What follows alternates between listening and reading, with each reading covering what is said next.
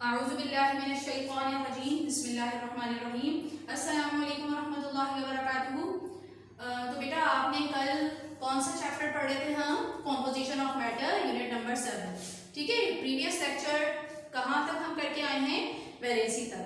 कल आपने क्या देखा कि आउटर मोस्ट शेल में जितने भी इलेक्ट्रॉन्स मौजूद हों, अगर वो इलेक्ट्रॉन्स लेस देन 4 हैं तो फिर उनकी वैलेंसी क्या है? +1 +2 +3। ठीक है, आउटर मोस्ट शेल में अगर इलेक्ट्रॉन, आउटर मोस्ट शेल यानी लास्ट शेल, उसमें अगर इलेक्ट्रॉन की तादाद 4 से कम है तो वही उसकी क्या है? वैलेंसी। आउटर मोस्ट शेल में 1 इलेक्ट्रॉन, वैलेंसी क्या है? 1।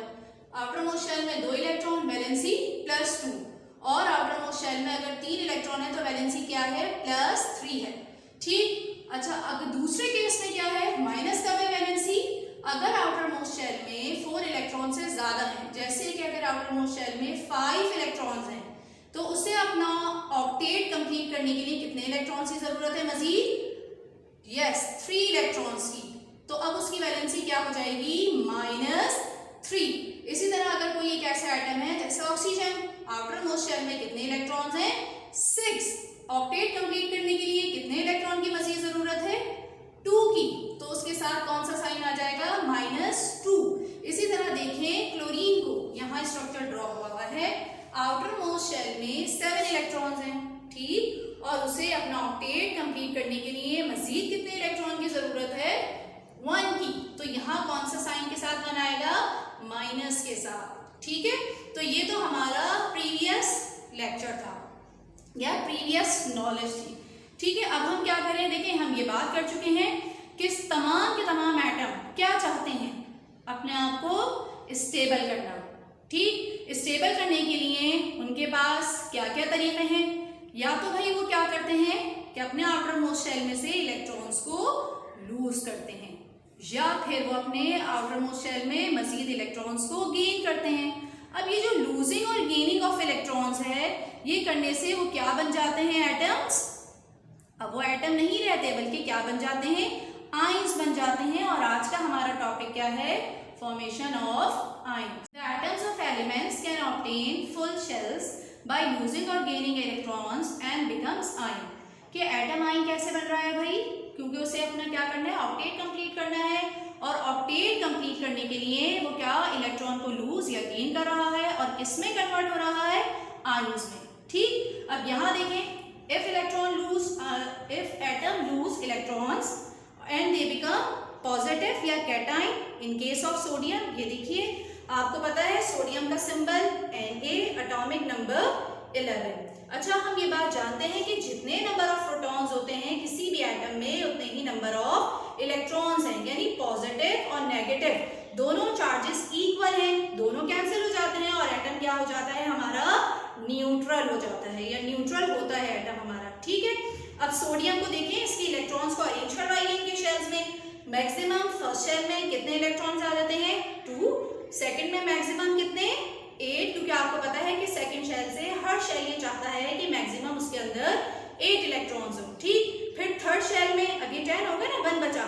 1 कहाँ आ जाता है? आखिरी इलेक्ट्रॉन लास्ट शेल में। ठीक, अब ये क्या करेगा? अब इसको कितने चाहिए अपना ऑक्टेट कंप्लीट करने के लिए? जी 7 इलेक्ट्रॉन्स। आप मुझे बताएं कौन देगा इसे 7? कोई भी नहीं देगा। ये क्या करेगा?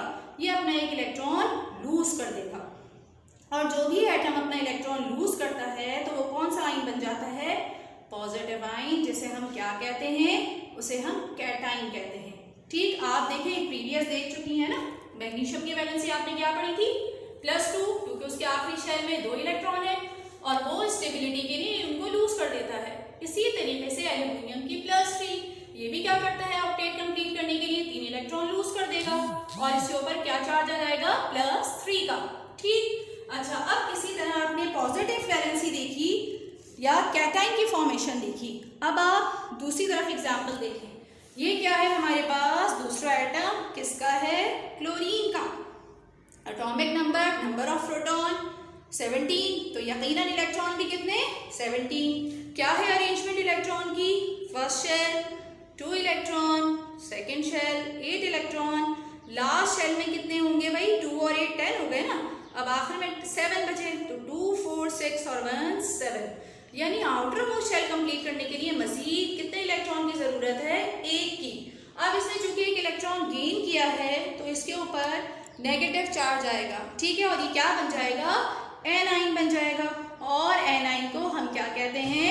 Negative ion. इसी तरह ये देखिए -1 चार्ज करेगा। फिर दूसरी एग्जाम्पल आपके पास -2।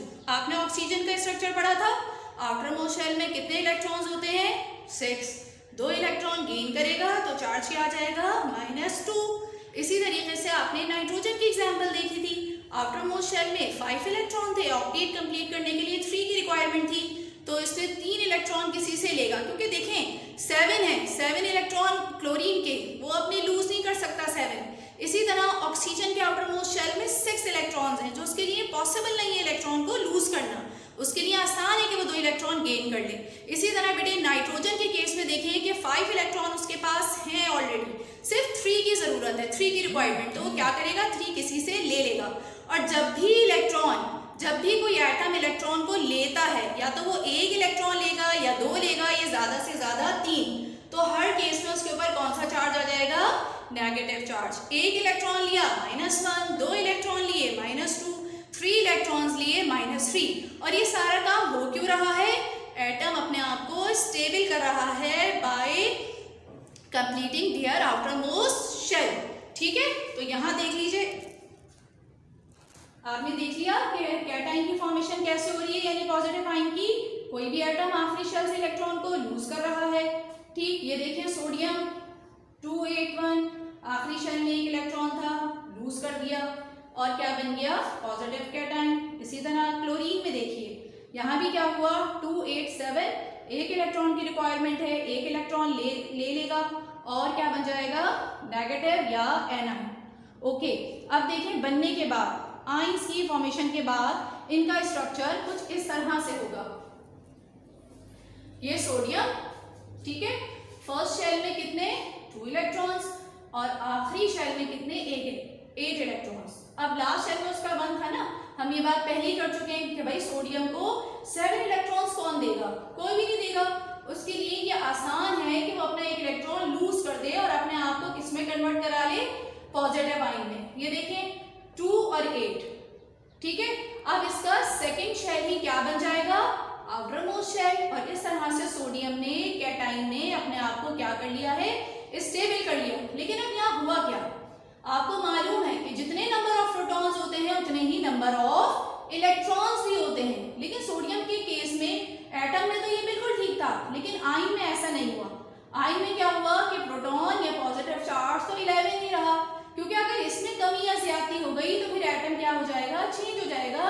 आप ये जानती हैं कि नंबर ऑफ प्रोटॉन क्या है? किसी भी एटम की आइडेंटिटी है। ओके, अब इलेक्ट्रॉन के केस में क्या हो रहा है जी? इसने अपने आउटर मोस्ट शेल से सिर्फ 1 इलेक्ट्रॉन लूज किया, तो अब इसके इलेक्ट्रॉन कितने रह गए हैं? 10 रह गए हैं। इसके मुकाबले में देखिए 11 और 10 कितना डिफरेंस है? जस्ट 1 का डिफरेंस है, ठीक है। किसका डिफरेंस है? 1 का डिफरेंस है। तो यहाँ देखिए हमने सोडियम को लिखा पॉजिटिव चार्ज के साथ, इसके ऊपर कितना चार्ज लगाया? +1 का, ठीक है। तो जितने इलेक्ट्रॉन कोई भी एटम लूज करता है उतना ही उसके ऊपर पॉजिटिव चार्ज आ जाता है। जैसे मैग्नीशियम के केस में आपने देखा था +2 लिखा था। अब देखिए सोडियम के केस में क्या है? 1 इलेक्ट्रॉन लूज किया तो कितना साइन आया? जस्ट +1 का, ठीक। और ये इसका हो गया आउटर मोस्ट शेल कंप्लीट। और ये कहाँ चला गया? स्टेबल स्टेट में, जो इसकी ख्वाहिश थी। क्लोरीन को देखिए, नंबर ऑफ प्रोटॉन कितने हैं भाई? 17। अब क्या हुआ? 1 इलेक्ट्रॉन इसने गेन किया। अब गेन करने के बाद क्या है कि नंबर ऑफ इलेक्ट्रॉन इसके बढ़ गए और कितने बन गए? 18 हो गए। 18 होने से क्या हुआ?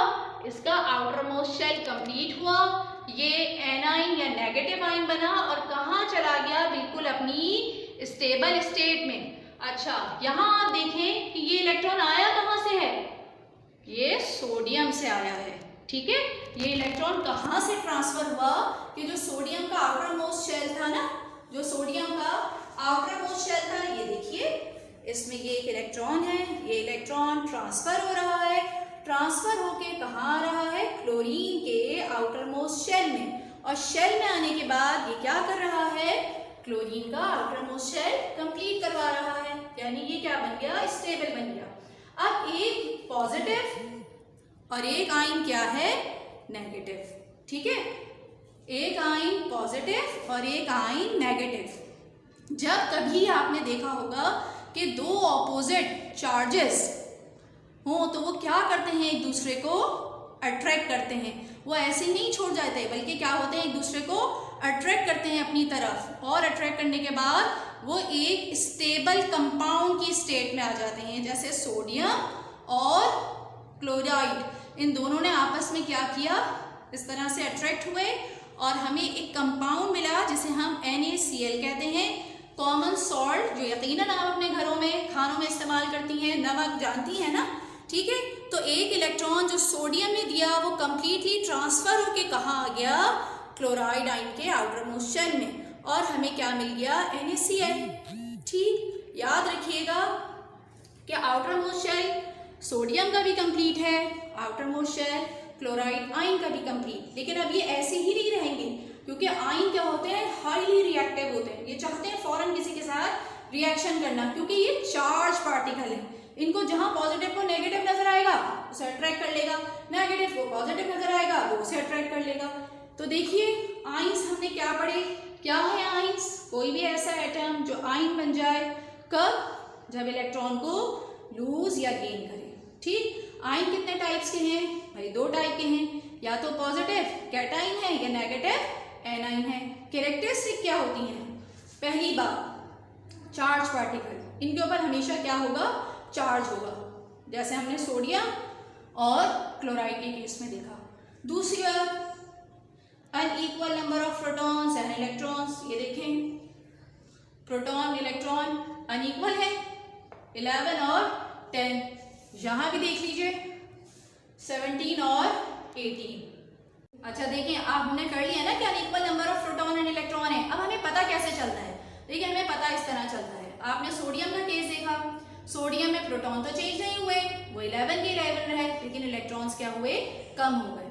ठीक, अब बताइए 11 बड़ा है या 10, मैथ्स का रूल फॉलो कीजिए, उसमें क्या है कि जो बड़ा नंबर होता है साइन हमेशा उसी का लगता है, इसीलिए यहाँ देखें किसका साइन है, पॉजिटिव। एक इलेक्ट्रॉन की डेफिशिएंसी है, एक इलेक्ट्रॉन यानी नेगेटिव साइन की, और प्रोटॉन या पॉजिटिव चार्ज क्या है, एक ज्यादा है, इसीलिए जो बड़ी वैल्यू है साइन हमेशा उसी का आता है। इसीलिए पॉजिटिव आयन क्या होते हैं हमारे पास, कैटाइन क्या होते हैं हमारे पास, पॉजिटिव होते हैं। ठीक, अच्छा दूसरा केस क्लोराइड आयन का देखें कि 288 आउटर मोस्ट शेल इसका कंप्लीट है, प्रोटॉन पे तो कोई फर्क नहीं पड़ा, पहले भी 17 थे और इलेक्ट्रॉन लेने के बाद भी 17 रहे, लेकिन यहाँ क्या हुआ, इलेक्ट्रॉन बढ़ गए। कितने इलेक्ट्रॉन बढ़े भाई, एक इलेक्ट्रॉन बढ़ा। अब बताइए इन दोनों में बड़ा कौन है, बिल्कुल 18 बड़ा है, और कितना बड़ा है, जस्ट 1 नंबर। ठीक है, तो फिर मैथ्स का रूल अप्लाई कीजिए कि जो बड़ा नंबर होता है साइन भी उसी का आता है, और चूंकि ये एक नंबर बड़ा है तो एक ही साइन यानी एक नेगेटिव इसके ऊपर लगेगा। ये बात आपकी समझ में आ गई कि हम इसके ऊपर साइन क्यों लगाते हैं, पॉजिटिव नेगेटिव। ठीक है, क्योंकि यहाँ हमारे पास क्या है, पॉजिटिव चार्ज ज्यादा है, और यहाँ हमारे पास इलेक्ट्रॉन ज्यादा है, और इलेक्ट्रॉन का चार्ज नेगेटिव है, इसलिए इसके ऊपर क्या आ जाएगा, नेगेटिव। ठीक, यहाँ इलेक्ट्रॉन कम है इसलिए पॉजिटिव चार्ज ज्यादा है, तो यहाँ कौन सा साइन आएगा, पॉजिटिव। अब हमने बात की कि जो आयंस हैं वो एक दूसरे को अट्रैक्ट करते हैं, आपस में क्या करते हैं, एक दूसरे को अपनी तरफ खींचते हैं। तो अब यहाँ देखिए क्या हम पढ़ने जा रहे हैं, हम बताने जा रहे हैं आयोनिक बॉन्ड को। किस तरह से भाई, बॉन्ड का क्या मतलब है, बॉन्ड का मतलब होता है फोर्स ऑफ अट्रैक्शन। समट बॉन्ड का नाम सुना है आपने, समट बॉन्ड क्या करता है, चीजों को एक दूसरे से जोड़ देता है। तो बॉन्ड का मतलब भी यही है, जोड़ने वाली फोर्स, फोर्स ऑफ अट्रैक्शन। अब ये अट्रैक्शन कहाँ मौजूद है, अभी हमने एग्जांपल देखी ना सोडियम क्लोराइड की, कहाँ मौजूद है, आयंस के बीच में मौजूद है। तो ये कौन सा बॉन्ड बनेगा, आयोनिक बॉन्ड। डेफिनेशन देख लेते हैं, फिर थोड़ा एक्सप्लेनेशन देख लेंगे। A bond form between oppositely charge ion, कि ऐसी फोर्स ऑफ अट्रैक्शन जो मुख्तलिफ चार्जेस के दरमियान क्रिएट हो इन अ केमिकल कंपाउंड, किसी भी कंपाउंड के अंदर, is known as ionic bond. वो क्या बता रहे हैं कि अब ये जो आयंस हैं ये आयंस नहीं रहे, बल्कि पॉजिटिव और नेगेटिव चार्जेस क्रिएट होने की वजह से इनके दरमियान फोर्स ऑफ अट्रैक्शन क्रिएट हो गई जिसने इन दोनों को आपस में मिलाया और मिलाने के बाद एक केमिकल स्टेबल कंपाउंड यानी सोडियम क्लोराइड बना दिया। ठीक है, समझ में आ रहा है। देखिए मैं आपको थोड़ी सी फोर्स ऑफ अट्रैक्शन की एग्जांपल भी दिखाती हूँ।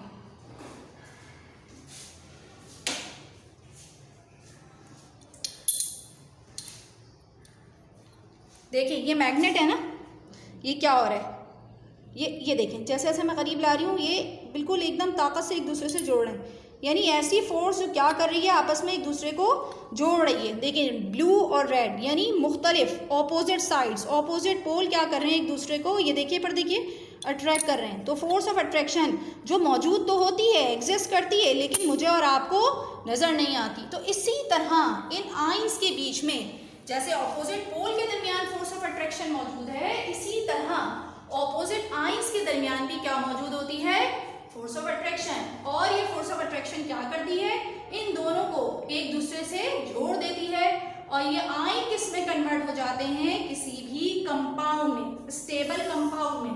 दुनिया में जितने भी हमें कंपाउंड नजर आ रहे हैं ना आयोनिक, वो इसी फोर्स ऑफ अट्रैक्शन की वजह से नजर आते हैं। ठीक है, NaCl इसकी एग्जाम्पल हमने देख ली। अच्छा, आज का लेक्चर समझ में आ गया? ठीक है, उम्मीद है इंशाल्लाह आ गया होगा। अब हम अपने होमवर्क को देख लेते हैं। हमारा होमवर्क क्या है जनाब, science question number 7 from unit number 7।